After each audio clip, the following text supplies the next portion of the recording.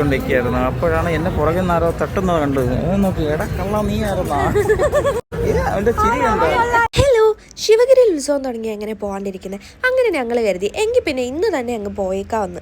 എന്നെ സഹായിക്കാൻ വേണ്ടിയിട്ട് അവനെക്കാട്ടിലും വലുതായിട്ടുള്ള ഒരു ബാഗും കൊണ്ടുപോകുന്ന കുട്ടാപ്പിയാണ് നിങ്ങളീ കാണുന്നത്. ശിവഗിരിയിലെ ഈ ഫെസ്റ്റിന്റെ ടൈമിൽ നമുക്ക് കിട്ടാത്ത സാധനങ്ങളൊന്നും ഉണ്ടാവില്ല.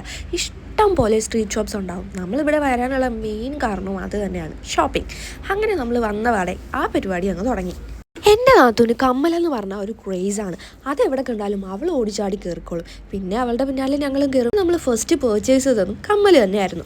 ലൊട്ടിലൊടുക്ക് ഐറ്റംസ് ഒക്കെ മേടിപ്പിക്കാൻ ആമി ട്രൈ ചെയ്യുന്നുണ്ടെങ്കിലും അവളുടെ അടവിലൊന്നും വീഴില്ല എന്ന ഉറച്ച തീരുമാനത്തോടെ മുന്നോട്ട് പോവുകയാണ് അവളുടെ മമ്മി. എൻ്റെ മമ്മിയാണെങ്കിലോ ദാഹിക്കുമ്പോൾ ഒരു ഗ്ലാസ് വെള്ളം മേടിച്ച് കുടിക്കാൻ വേണ്ടി മാത്രം 100 രൂപയും തന്നാണ് എന്നെ ഇവരുടെ കൂടെ വിട്ടത്. 200 രൂപയുടെ കമ്മൽ 100 രൂപയ്ക്ക് ബാർഗെയിൻ ചെയ്ത് മേടിക്കാൻ നോക്കുന്ന എൻ്റെ നാത്തൂനെയും അത് ക്യാപ്ചർ ചെയ്യുന്ന അവളുടെ ഹസ്ബൻഡിനെയുമാണ് നിങ്ങളിപ്പോൾ കണ്ടത്. ക്യാഷ് നോക്കിയില്ല, 100 രൂപയ്ക്ക് 6 ചെടിച്ചിട്ട് അങ്ങോട്ട് മേടിച്ചു. 6 എണ്ണം മേടിച്ചപ്പോൾ എൻ്റെ ഉമ്മയ്ക്ക് അത്യാഗ്രഹം, അത് പോരാന്ന്. പിന്നെ 100 രൂപയ്ക്ക് വലുത് 3 എണ്ണം കൂടി അങ്ങോട്ട് മേടിച്ചു. ജൈൻ വീൽ കയറാനായിട്ട് ബഹളം വെച്ച പിള്ളേരെ അവരുടെ മമ്മി ഇതിലങ്ങ് ഒതുക്കി.